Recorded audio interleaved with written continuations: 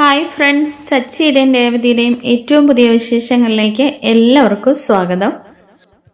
അങ്ങനെ നമ്മുടെ ശ്രുതിയും ശ്രുതിയും കാരണം ചന്ദ്രമതിയുടെ പേരിലുള്ള ചന്ദ്രോദയം വീടുണ്ടല്ലോ, അതുപോലും ബാങ്കിൽ കൊണ്ടുവയ്ക്കേണ്ട അവസ്ഥയിലേക്ക് എത്തുന്ന ഒരു സൂപ്പർ എപ്പിസോഡാണ് കേട്ടോ. അപ്പോൾ നമ്മൾ സ്കിപ്പ് ചെയ്യാതെ എല്ലാവരും വീഡിയോ ഫുള്ളായിട്ട് വാച്ച് ചെയ്യണം.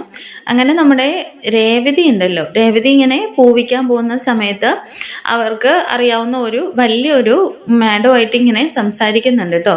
അങ്ങനെ അവർക്ക് വലിയൊരു വില്ലയൊക്കെ ഇങ്ങനെ പണിതുകൊണ്ടിരിക്കുകയാണ്. ഫ്ലാറ്റാണ് കേട്ടോ. ആ ഫ്ലാറ്റുകളിലേക്കുള്ള എല്ലാ ഹോം അപ്ലയൻസസും നമ്മുടെ ശ്രുതിയുടെ കടയിലുണ്ടല്ലോ. അങ്ങനെ ശ്രുതിയുടെ കടയിൽ നിന്ന് രേവതി കാരണം അവർ ഓർഡർ ചെയ്യുന്നുണ്ട്. വലിയൊരു ഓർഡർ തന്നെയാണ് രേവതി കാരണം കിട്ടിയിരിക്കുന്നത്.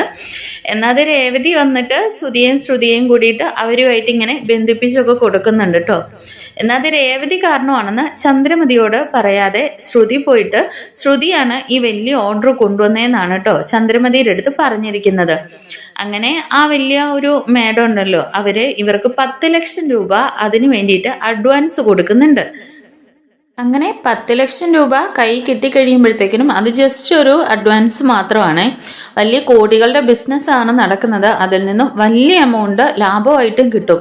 അപ്പോൾ ഇതൊക്കെ മുൻകൂട്ടിയിട്ട് നമ്മുടെ ശ്രുതിയാണല്ലോ, ശ്രുതിക്ക് മുൻപിൻപൊന്നും ചിന്തിക്കാറില്ല. വലിയ സെറ്റപ്പിലൊക്കെ ഓഫീസ് അങ്ങ് ചേഞ്ച് ചെയ്യാണ് കേട്ടോ ഈ അഡ്വാൻസ് കിട്ടിയ പൈസ കൊണ്ട്. കാരണം വലിയ ബിസിനസ്സാണ് നടക്കാൻ പോകുന്നത്. അങ്ങനെ ഒരു പേഴ്സണൽ സെക്രട്ടറിനെ ഇങ്ങനെ പാർക്കിൽ ശ്രുതിയുടെ കൂടെ ഉണ്ടായിരുന്ന ഫ്രണ്ട് ഇല്ല, അവനും ആ ഓഫീസിൽ ഒരു പുതിയൊരു സ്റ്റാഫായിട്ട് നിയമിക്കുന്നുണ്ട്. അങ്ങനെ ഫ്രണ്ട് ഓഫീസൊക്കെ സെറ്റ് ചെയ്ത് ആ ക്യാഷിൽ നിന്ന് പകുതിയോളം ശ്രുതിയാണെങ്കിൽ അവിടെ അങ്ങ് വലിയ ഡെക്കറേഷനൊക്കെ നടത്തി ചെലവാക്കുന്നുണ്ട്. അങ്ങനെ ശ്രുതിയും കൂടിയിട്ട് ഈ 10 ലക്ഷം രൂപയല്ലേ അഡ്വാൻസ് ആയിട്ട് കിട്ടിയിട്ടുള്ളൂ. അപ്പോൾ ബാക്കി ബിസിനസ്സിന് ആവശ്യമായിട്ടുള്ള ബാക്കി ക്യാഷ് മേടിക്കുന്നതിനും ബാക്കി ഡീലിങ്സിനെ കുറിച്ചൊക്കെ ചർച്ച ചെയ്യുന്നതിനുമായിട്ട് ആ മാഡത്തിൻ്റെ അടുത്തേക്ക് പോകുന്നുണ്ട് കേട്ടോ. അങ്ങനെ ശ്രുതിയോട് ചെല്ലുമ്പോഴേക്കും മാഡത്തിനെ അവിടെ എങ്ങും കാണുന്നില്ല. അങ്ങനെ സ്റ്റാഫുകളോട് അന്വേഷിക്കുന്ന സമയത്ത് മാഡം ഹോസ്പിറ്റലിലാണെന്ന് പറയുന്നുണ്ട് കേട്ടോ. അങ്ങനെ എന്താ പറ്റിയെന്ന് ചോദിക്കുമ്പോൾ മാഡത്തിന് പെട്ടെന്നൊരു പനി വന്നതാണ്, കോമ സ്റ്റേജിലേക്ക് പോയിട്ടുണ്ടെന്ന് പറയാനേ.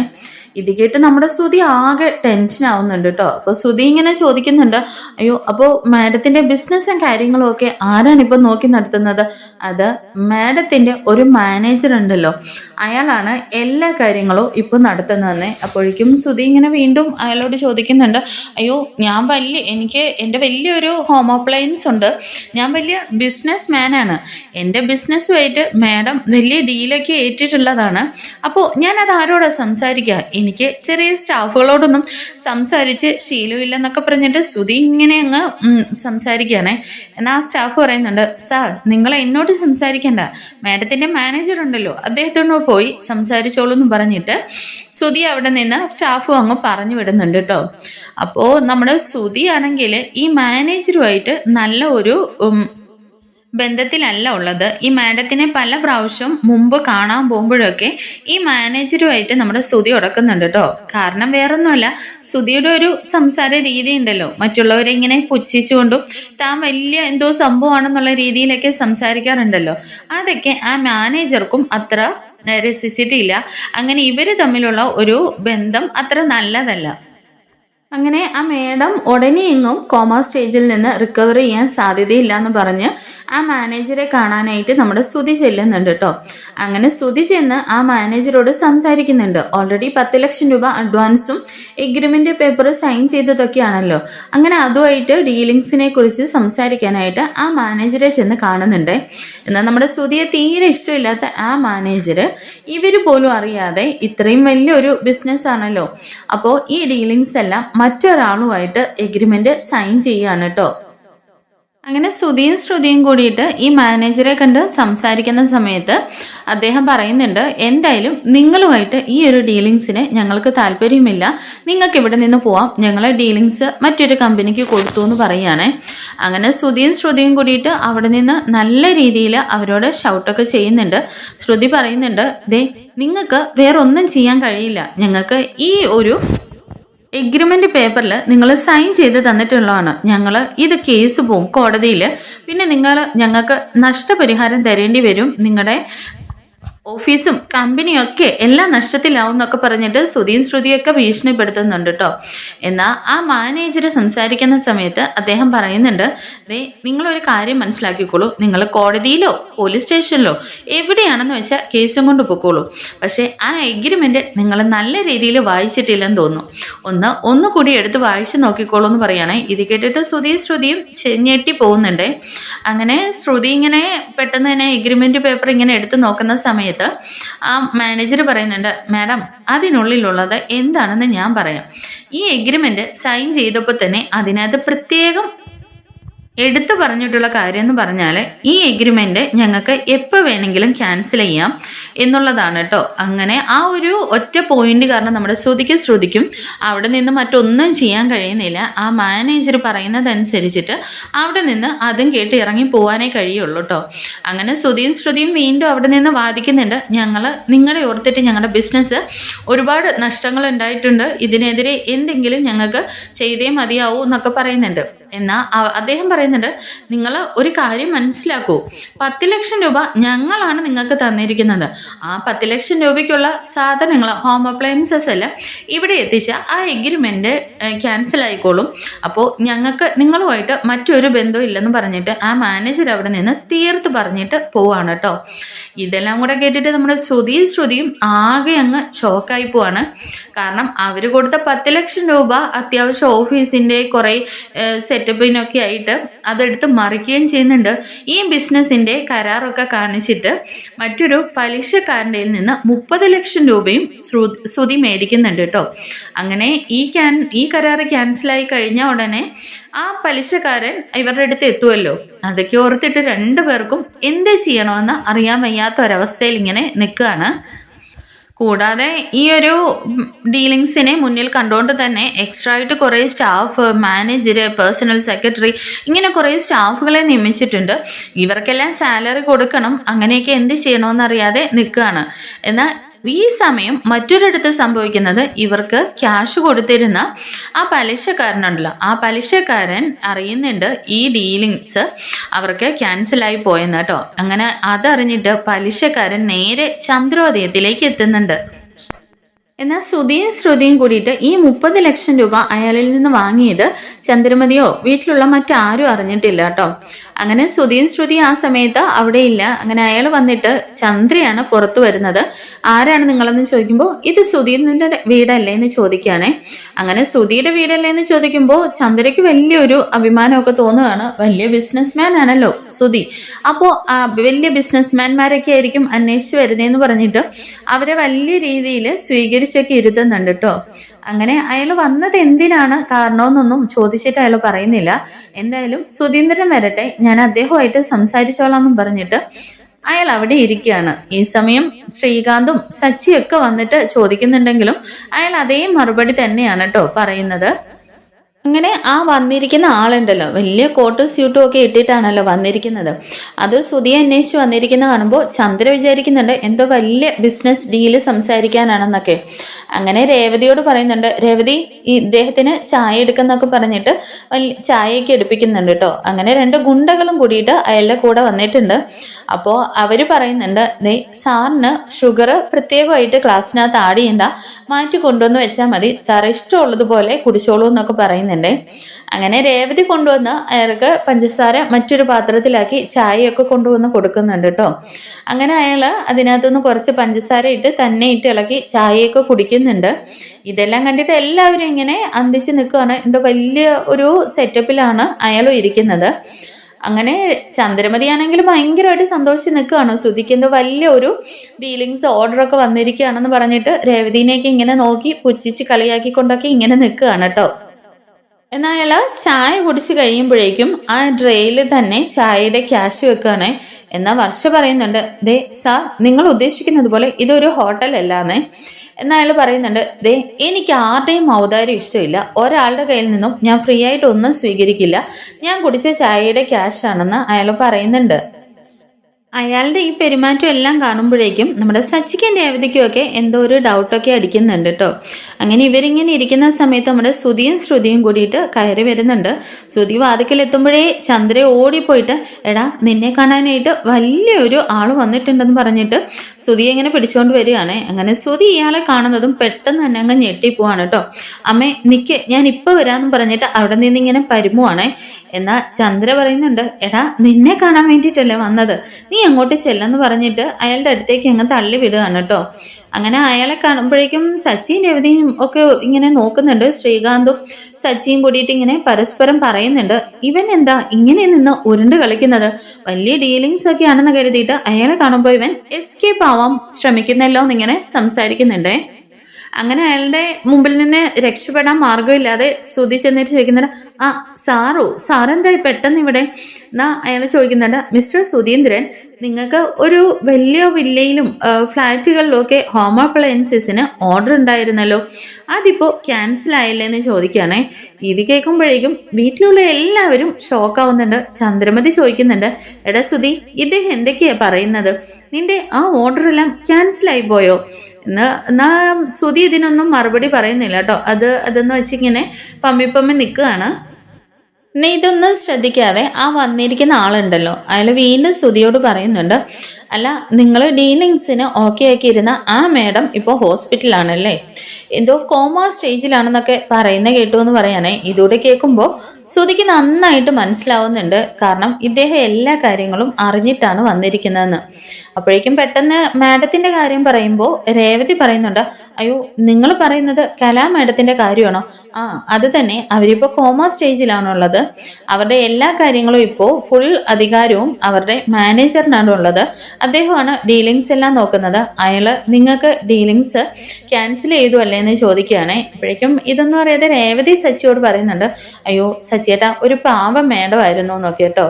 ഇത് കേൾക്കുമ്പോഴേക്കും ഇതിനെല്ലാം മറുപടിയായിട്ട് ശ്രുതി അവിടെ നിന്ന് അദ്ദേഹത്തിനോട് അതേന്ന് ഇങ്ങനെ പറയുന്നുണ്ട് കേട്ടോ. നേരത്തും അദ്ദേഹം വീണ്ടും ചോദിക്കുന്നുണ്ട് ആ ഓർഡർ എന്തായാലും ഇനി നിങ്ങൾക്ക് കിട്ടില്ലല്ലേന്ന്. ഇത് കേൾക്കുമ്പോഴേക്കും സച്ചി ചോദിക്കുന്നുണ്ട് എടാ ആ വലിയ ഓർഡർ നിനക്ക് ക്യാൻസൽ ആയി പോയോ? ആ ഓർഡറിന്റെ പേരും പറഞ്ഞല്ലേ നീ ഇത്രയും ദിവസം കടയിൽ വലിയ കോട്ടും സ്യൂട്ടും ഒക്കെ ഇട്ട് വലിയ ബിൽഡപ്പ് കാണിച്ചുകൊണ്ടിരുന്നേ, എന്നിട്ടിപ്പോ അതില്ലേന്ന് ചോദിക്കുകയാണേ. എന്നാൽ ആ വന്നിരിക്കുന്ന ആൾ പറയുന്നുണ്ട് മിസ്റ്റർ സുധീന്ദ്രൻ ഞാൻ ഇതിനെക്കുറിച്ചൊന്നും സംസാരിക്കാൻ വന്നതല്ല എന്നുള്ളത് നിങ്ങൾക്കറിയാവല്ലോ.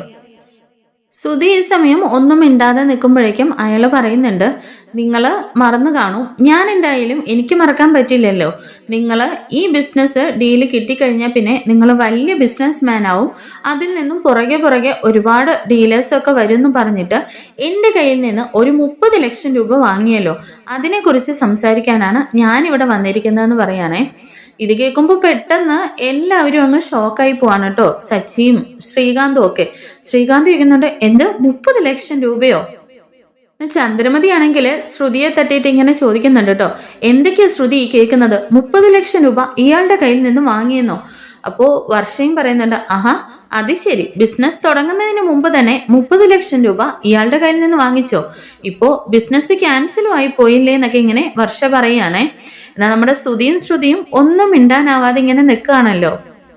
അയാൾ പറയുന്നുണ്ട് സുധീന്ദ്രൻ ഇതൊന്നും എന്നെ ബാധിക്കുന്ന പ്രശ്നമല്ല, എന്നാൽ എൻ്റെ ക്യാഷ് നിങ്ങൾ എപ്പോൾ തരുമെന്ന് അറിയാനായിട്ടാണ് ഞാനിപ്പോൾ വന്നേക്കുന്നതെന്നേ.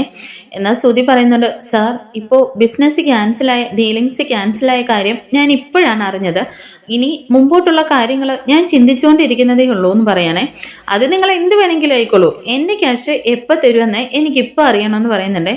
സാർ എനിക്ക് കുറച്ച് സമയം വേണം, ഞാൻ നിങ്ങളുടെ ക്യാഷ് ഉടനെ തന്നെ തന്നോളാന്ന് ശ്രുതി പറയുന്നുണ്ട് കേട്ടോ. എന്നായാലും വീണ്ടും പറയുന്നുണ്ട് നിങ്ങളിങ്ങനെ വാക്കാൽ പറഞ്ഞാലൊന്നും ഈ കാര്യം ശരിയായില്ല, നിങ്ങൾ ഒരു എഗ്രിമെന്റ് പേപ്പർ എനിക്ക് സൈൻ ചെയ്ത് തരണം, എത്രാം തീയതി തരുമെന്നുള്ളത് ഡേറ്റ് സഹിതം വെച്ചെന്നേ. അപ്പോഴേക്കും ശ്രുതി പറയുന്നുണ്ട് അതിനെന്താ സാർ ഞാൻ തന്നെ സൈൻ ചെയ്ത് തന്നോളാന്ന് പറയാനേ. അതെങ്ങനെയാ സുധീന്ദ്രൻ ശരിയാവുന്നത്, നിങ്ങളുടെ ഹാർട്ടിനൊരു പ്രോബ്ലം വന്നാൽ നിങ്ങൾ തന്നെ അതിന് സർജറി ചെയ്യാൻ കഴിയില്ലല്ലോ, അപ്പോൾ നിങ്ങൾക്ക് പകരമായിട്ട് മറ്റൊരാൾ ഈട് നിൽക്കണ്ടേന്ന് ചോദിക്കുന്നുണ്ടേ. ഇത് കേൾക്കുമ്പോൾ ശ്രുതി ഇങ്ങനെ മിണ്ടാതിരിക്കുകയാണേ. അപ്പോഴേക്കും അയാൾ പറയുന്നുണ്ട് ഒരു കാര്യം ചെയ്യും, ഇത് സ്വന്തം വീടാണോ, നല്ല വീടല്ലേ എന്ന് പറഞ്ഞിട്ട് വീട് മൊത്തം ഇങ്ങനെ നോക്കുകയാണ് കേട്ടോ. അപ്പോഴേക്ക് ചന്ദ്രമതി പറയുന്നുണ്ട്, ഇത് എൻ്റെ വീടാണ്, എൻ്റെ പേരിലാണുള്ളതെന്നേ.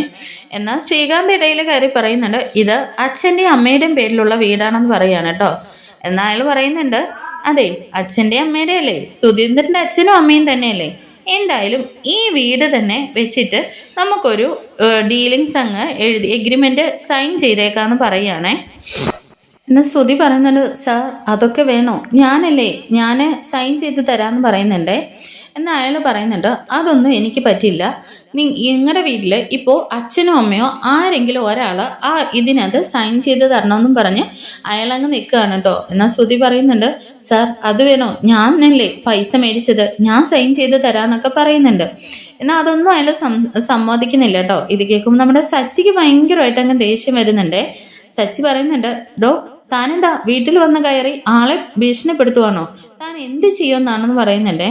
അതെ അതൊക്കെ നമുക്ക് വഴിയെ കാണാമല്ലോ, ഇപ്പോൾ ഞാൻ കറക്റ്റ് സമയത്ത് അച്ഛനോ അമ്മയോ ഞാൻ തരുന്ന പേപ്പറിൽ സൈൻ ചെയ്ത് തരിക, അത് സമയത്തായില്ലെങ്കിൽ അപ്പോൾ ബാക്കി കാണാമെന്ന് പറയണേ. അപ്പോഴേക്ക് ചന്ദ്രമതി ചോദിക്കുന്നുണ്ട്, അപ്പോൾ നിങ്ങൾ ഈ വീടങ്ങ് എടുക്കുമെന്നേ.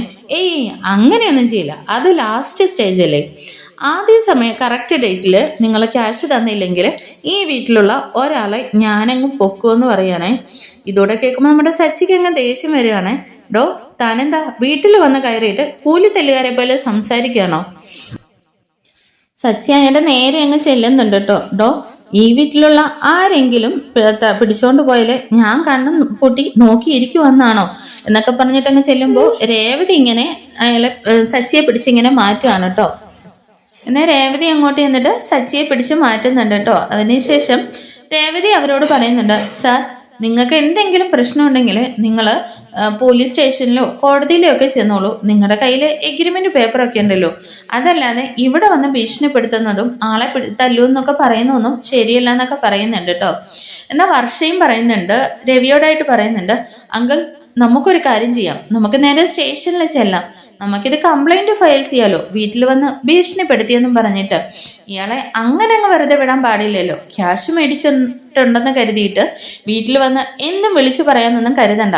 എൻ്റെ അച്ഛനെ SI നല്ല അടുപ്പമുണ്ട്, നമുക്ക് അച്ഛനെ കൊണ്ട് SIയെ വിളിച്ചു പറയിപ്പിക്കാന്നൊക്കെ പറയുന്നുണ്ട്.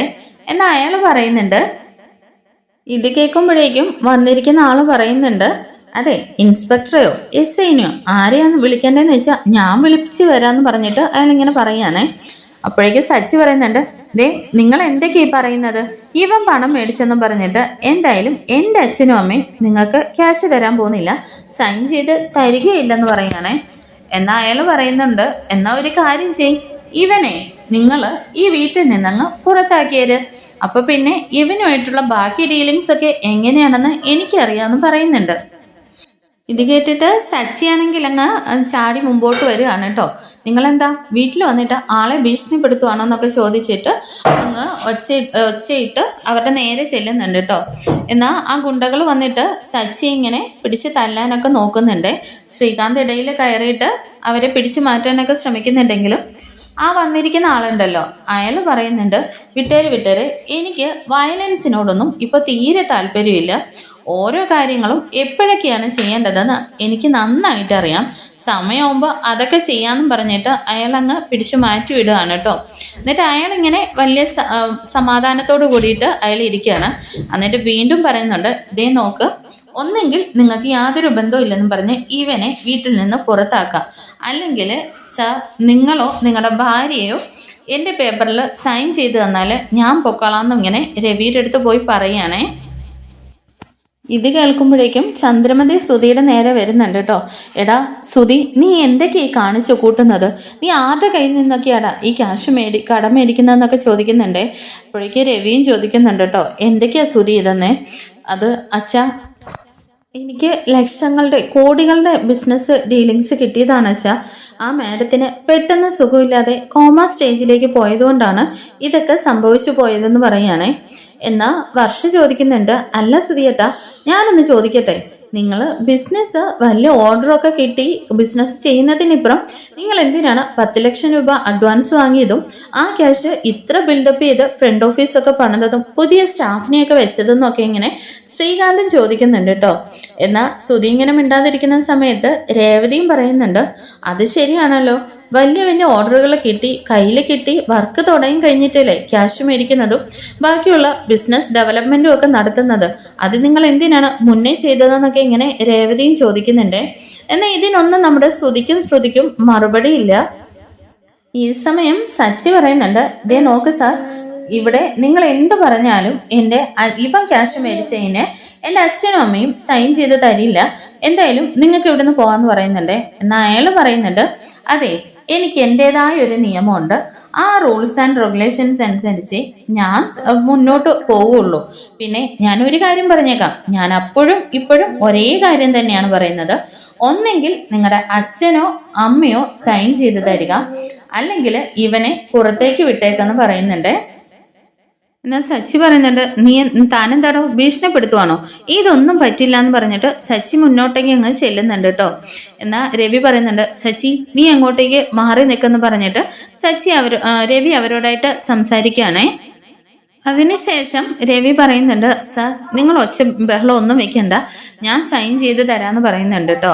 എന്നാൽ ചന്ദ്രമതിയും ശ്രീകാന്തും എല്ലാവരും കൂടിയിട്ട് വന്നിട്ട്, നിങ്ങൾ എന്താണ് പറയുന്നത്, നിങ്ങൾ സൈൻ ചെയ്ത് കൊടുക്കാനാണെന്ന് ചോദിക്കുന്നുണ്ട്. രവി അപ്പം മിണ്ടാതെ ഇങ്ങനെ നിൽക്കുകയാണ്.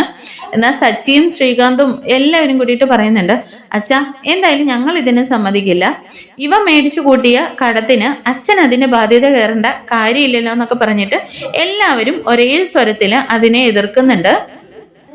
എന്നാ ഇവരാരും പറയുന്നത് രവി ഇങ്ങനെ ശ്രദ്ധിക്കുന്നില്ല കേട്ടോ. എന്നിട്ട് രവി പറയുന്നുണ്ട്, ദേ ഇവൻ പണം മേടിച്ചതിന്റെ പേരിൽ ഞാൻ സൈൻ ചെയ്താലേ ഈ വീട്ടിൽ നിന്ന് ഇറങ്ങുമെന്ന് പറഞ്ഞിട്ട് ഒരാൾ വന്ന് വീട്ടിൽ കയറിയിരിക്കുകയാണ്. പിന്നെ ഞാൻ എന്ത് ചെയ്യാനാണെന്ന് പറഞ്ഞിട്ട് രവി ആ പേപ്പറിൽ അങ്ങ് സൈൻ ചെയ്ത് കൊടുക്കുകയാണ് കേട്ടോ. അങ്ങനെ എല്ലാവരും ഇങ്ങനെ ഭയങ്കര ദേഷ്യത്തോട് കൂടിയിട്ട് ഇങ്ങനെ നിൽക്കുന്ന സമയത്ത് ആരെയും മൈൻഡ് ചെയ്യാതെ ആ സൈൻ ചെയ്ത പേപ്പറും മേടിച്ചോണ്ട് അയാൾ ആ ഗുണ്ടകളെയും കൂട്ടിയിട്ട് അവരുടെ വീട്ടിൽ നിന്ന് അങ്ങ് ഇറങ്ങുന്നുണ്ട്. എന്നിട്ട് അയാൾ തിരിഞ്ഞു നിന്നിട്ട് പറയുന്നുണ്ട്, ദേ ഒരു കാര്യം കൂടി ഞാൻ പറഞ്ഞേക്കാം, സൈൻ ചെയ്തതൊക്കെ എനിക്ക് നന്നായിട്ട് ഇഷ്ടപ്പെട്ടു, എന്നാൽ ഞാൻ പറഞ്ഞതുപോലെ തന്നെ കറക്റ്റ് ഡേറ്റിന് പണം വന്നില്ലെങ്കിൽ ഈ വീട്ടിൽ നിന്ന് ഞാൻ ഒരാളെ പൊക്കുമെന്ന് പറഞ്ഞിട്ട് അയാളങ്ങ് തിരിഞ്ഞ് നടക്കുകയാണേ. അങ്ങനെ അയാളങ്ങ് പോയി കഴിയുമ്പോഴേക്കും സച്ചി സുധിയുടെ നേരെ ചെന്നിട്ട് സുധിനെ അങ്ങ് കോളറിന് കുത്തിപ്പിടിക്കുകയാണ് കേട്ടോ. എടാ, നീയൊന്നും ഒരു കാലത്ത് നന്നാവില്ലേടാ, നീയൊക്കെ എന്തൊക്കെയായി കാട്ടിക്കൂട്ടുന്നത്, നീ ഇത്രയും ക്യാഷ് കടം മേടിച്ച് വാരി വലിച്ച് ഓരോന്ന് ചെയ്തു കൂട്ടിയിട്ട് നീ ഇപ്പോൾ വന്ന് നിൽക്കുന്നത് അച്ഛൻ്റെ മുമ്പിലല്ലേ. ഇങ്ങനെ ആളുകൾ വീട്ടിൽ വന്ന് കയറി അപമാന ഭാരം താങ്ങാനാവാതെ ആ പേപ്പർ സൈൻ ചെയ്യുമ്പോൾ അച്ഛൻ്റെ കൈകൾ വിറയ്ക്കുന്നത് ഞാൻ കണ്ടടാ. എൻ്റെ അച്ഛൻ്റെ കണ്ണുനീര് മാത്രമല്ല, നീയൊന്നും ഒരിക്കലും ഗതി പിടിക്കില്ല എന്നൊക്കെ പറഞ്ഞിട്ട് ഇങ്ങനെ സച്ചി ഇങ്ങനെ സുധിയെ ഇങ്ങനെ അടിക്കുകയാണ്. എന്നാൽ ചന്ദ്രമതി ചോദിക്കുന്നുണ്ട് കേട്ടോ, എടാ നീ എന്ന് പറഞ്ഞ് എന്തിനാ അവനെ ഇപ്പൊ തല്ലാൻ നോക്കുന്നതെന്നേ. ആഹാ, അത് ശരി, അമ്മയും കണ്ടതല്ലേ അച്ഛനിപ്പോ നാണം കെട്ട് ഇവൻ കാരണം അവരുടെ മുമ്പിൽ നിൽക്കുന്നതും ഒപ്പിടുന്നതും ഒക്കെ, എന്നിട്ടും നിങ്ങൾ വീണ്ടും ഇവനെ സപ്പോർട്ട് ചെയ്യാണോന്ന് ചോദിക്കുന്നുണ്ടേ. എന്നാൽ സുധി പറയുന്നുണ്ട്, അതെ, നീ ഇപ്പോ ഇങ്ങനെ കിടന്ന് ഒച്ച വയ്ക്കേണ്ട കാര്യമൊന്നുമില്ല, ഞാൻ എന്ത് ചെയ്യാനാണ്, അവരിപ്പോ എനിക്ക് വലിയ ഡീലിങ്സ് ഒക്കെ വന്നപ്പോ ഞാൻ അങ്ങനെ ഓർഡർ ക്യാൻസൽ ആവുന്നൊന്നും എനിക്ക് മുൻകൂട്ടി അറിയില്ലല്ലോ. അവരിപ്പോ ഇത്ര പെട്ടെന്ന് വലിയ അസുഖം വന്ന് കോമ സ്റ്റേജിൽ പോകുന്നൊന്നും ഞാൻ ഇനി അറിഞ്ഞില്ലല്ലോ. അപ്പൊ പിന്നെ ഞാൻ എന്ത് ചെയ്തു എന്നൊക്കെ ഇങ്ങനെ ശ്രുതി പറയുന്നുണ്ട് കേട്ടോ. എന്നാ സച്ചി പറയുന്നുണ്ട്, അതെ, ബിസിനസ് തുടങ്ങുന്നതിന് മുമ്പ് തന്നെ വലിയ വലിയ ബിസിനസ് ഒക്കെ ഇങ്ങനെ കടം മേടിച്ച് ഡെവലപ്പ് ചെയ്യാൻ പോകുന്നതും ശ്രീകാന്തൻ ചോദിക്കുന്നുണ്ട് കേട്ടോ. അതെ, സുധിയേട്ടൻ കാണിച്ചതൊന്നും തെറ്റല്ലെന്നാണോ ഇപ്പോഴും വിശ്വസിച്ചുകൊണ്ടിരിക്കുന്നത്? ആവശ്യമില്ലാതെ കടം മേടിച്ചു കൂട്ടുന്നതും പലിശക്കെടുക്കുന്നതൊന്നും തെറ്റല്ലേ എന്ന് ചോദിക്കാനേ. എന്നാൽ ചന്ദ്രമതി വീണ്ടും രവിയുടെ നേരെ തിരിഞ്ഞു നിന്നിട്ട് ചോദിക്കുന്നുണ്ട്, രവിയേട്ടാ, നിങ്ങൾ എന്തിനാണ് അയാളുടെ പേപ്പറിൽ സൈൻ ചെയ്ത് കൊടുത്തത്? രവിയേട്ടാ, ഇനി എങ്ങനെയാണ് അയാൾക്ക് നമ്മൾ 30 ലക്ഷം രൂപ കൊടുക്കുക എന്നൊക്കെ ഇങ്ങനെ ചോദിക്കുന്നുണ്ട്. പിന്നെ നീയും കേട്ടതല്ലേ, അയാൾക്ക് 30 ലക്ഷം രൂപ കൊടുത്തില്ലെങ്കിൽ ഈ വീട്ടിൽ നിന്ന് ഒരാളെ അയാൾ കൊണ്ടുപോകുന്നു. ഈ വീട്ടിലുള്ള ആർക്കെങ്കിലും എന്തെങ്കിലും സംഭവിച്ചിട്ട് പിന്നെ നമ്മളൊക്കെ എന്തിനാ ജീവിച്ചിരിക്കുന്നത്? അതിനെതിരെ ഇപ്പോഴത്തേക്കിന് ഒരു മാർഗം ഞാൻ അതേ കണ്ടുള്ളൂ എന്നൊക്കെ പറയുന്നുണ്ട്. ശ്രീകാന്തും പറയുന്നുണ്ട്, അതെ അച്ഛാ, ഇനിയിപ്പോ 30 ലക്ഷം രൂപ ഇവരെവിടെ പോയി ഒപ്പിക്കാനാണ്? ഇവർക്ക് ഉള്ള ബിസിനസ്സും പോയി, ഡീലിങ്സ് ക്യാൻസൽ ആവുകയും ചെയ്തു. പിന്നെ എങ്ങനെയാണ് ഈ 30 ലക്ഷം രൂപ കൊടുക്കാന്നൊക്കെ ശ്രീകാന്ത് ചോദിക്കുകയാണ് കേട്ടോ. എന്നാൽ രവി പറയുന്നുണ്ട്, അതെ, ഇവനോട് ഞാൻ ഒരു 100 പ്രാവശ്യം പറഞ്ഞിട്ടുള്ളതാണ്, ബിസിനസ് ചെയ്യുമ്പോൾ ഒന്നും വലിച്ചു വാരി ചെയ്യല്ലേ, എല്ലാം നോക്കിയും കണ്ടും ഒക്കെ ചെയ്യണമെന്നുള്ളത്. ഇവന് കുറെ 7-14 ഡിഗ്രി ഉള്ളതല്ലാതെ ഇവന്റെ തലയിൽ വല്ല തലച്ചോറും ഉണ്ടോ, വല്ല കളിമണ്ണും ആയിരിക്കും എന്നൊക്കെ ഇങ്ങനെ രവി ശ്രുതിയെ ഇങ്ങനെ പറയുന്നുണ്ട് കേട്ടോ. ഈ സമയം രേവതിയും വന്നിട്ട് ചോദിക്കുന്നുണ്ട് കേട്ടോ, അച്ഛാ, ഇവരെ കുറിച്ച് നന്നായിട്ട് അറിയാം, ഇവരുടെ ബിസിനസ്സിന് ഒരിക്കലും ഒരു പ്രോഫിറ്റും ഉണ്ടായൊന്നുമില്ല, പിന്നെ എന്ത് കണ്ടിട്ടാണ് അച്ഛൻ ഇവരെ വിശ്വസിച്ചിട്ട് സൈൻ ചെയ്ത് കൊടുത്തത്? ഇതിന്റെ എല്ലാം ബാധ്യത ഇനി അച്ഛന്റെ തലയിലാവില്ലേ എന്നൊക്കെ ചോദിക്കുന്നുണ്ട്. എന്നാ എന്തായാലും എനിക്ക് ആ സാഹചര്യത്തിൽ അങ്ങനെ ചെയ്യാൻ തോന്നി മോളെ. ഇനിയിപ്പോ ഇത് ഞാൻ ഏറ്റുപോയില്ലേ, എന്തെങ്കിലും വഴിയുണ്ടാക്കാന്ന് പറഞ്ഞിട്ട് രവിയാണെങ്കിൽ ഉള്ളിലേക്ക് അങ്ങ് കയറി പോവാണ്. രവി അങ്ങനെ വിഷമത്തോട് കൂടിയിട്ട് അകത്തേക്ക് കയറി പോകുന്ന കാണുമ്പോഴേക്കും സച്ചിയും പുറകെ ചെല്ലുന്നുണ്ട് കേട്ടോ. അച്ഛൻ ഈ പ്രായമായി ഇത്രയും ഈ സമയത്ത് സമാധാനമായിട്ട് വിശ്രമിക്കേണ്ട സമയമാണ്. ഇപ്പോൾ അച്ഛൻ ഇത്രയും വലിയ ഭാരം അച്ഛൻ്റെ തലയിലെടുത്ത് വെക്കേണ്ട കാര്യമുണ്ടോ, അതും ഇവനെ വിശ്വസിച്ചിട്ടെന്നൊക്കെ ചോദിക്കുന്നുണ്ട്. എന്തായാലും രവിയും പറയുന്നുണ്ട്, പിന്നെ ഞാൻ എന്ത് ചെയ്യാനാടാ, എൻ്റെ മകനായി പോയില്ലേ എന്നൊക്കെ പറയുന്നുണ്ട് കേട്ടോ.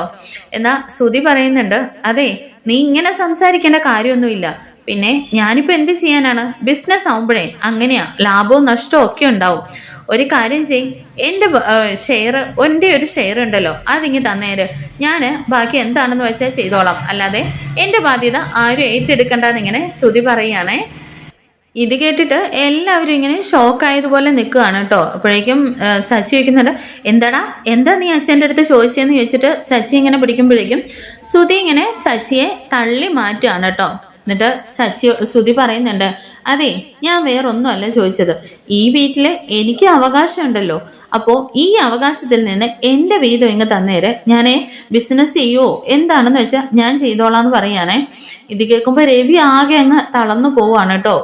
ഈ ഒരു ചോദ്യം ഒരിക്കലും പ്രതീക്ഷിച്ചിരുന്നില്ല. രവിയാണെങ്കിൽ തൻ്റെ 3 മക്കളും തൻ്റെ മരണം വരെ തൻ്റെ വീട്ടിൽ തന്നോടൊപ്പം ചുറ്റി ഒന്നിച്ച് സന്തോഷത്തോടു കൂടി കാണണമെന്നൊക്കെ ആഗ്രഹിച്ചിട്ടാണ് രവി ഇത്രയധികം കാര്യങ്ങൾ സഹിച്ചും മക്കളോട് ക്ഷമിച്ചുമൊക്കെ മുന്നോട്ട് പോയിക്കൊണ്ടിരിക്കുന്നത്.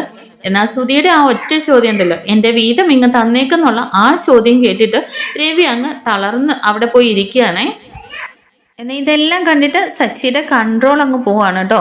സച്ചി നേരെ വീണ്ടും ശ്രുതിയെ ചെന്നിട്ട്, എടാ, നീ എന്താടാ പറഞ്ഞത്, നീ അച്ഛൻ്റെ അടുത്ത് വീതം ചോദിച്ചോ? നീ അച്ഛൻ്റെ 50 ലക്ഷം കൊണ്ട് പോയതും പോരാ, അവൻ ആ ബിസിനസ് ചെയ്ത് ഉള്ളത് മൊത്തം നശിപ്പിച്ചിട്ടു.